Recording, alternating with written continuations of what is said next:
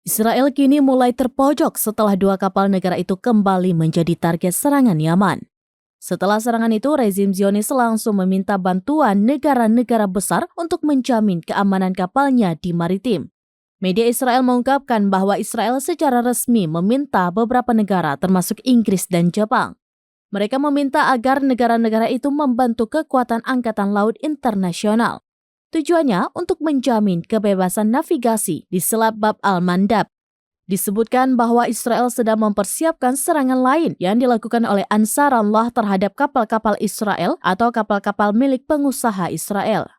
Penasihat Keamanan Nasional Amerika Serikat, Jake Sullivan, menginformasi pada Senin 4 Desember 2023 bahwa Washington sedang melakukan pembicaraan dengan negara-negara lain mengenai pembentukan satuan tugas angkatan laut di Laut Merah. Diketahui pasukan Yaman kemarin menargetkan 2 kapal Israel dan menahannya.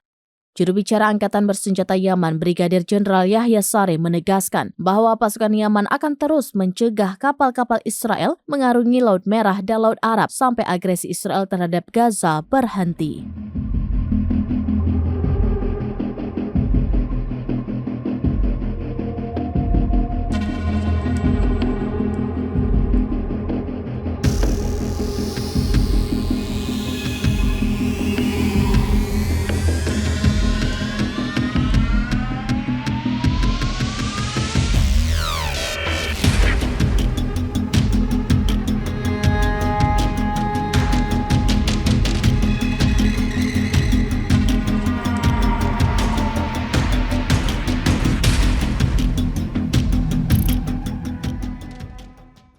Download Tribun X sekarang, menghadirkan lokal menjadi Indonesia.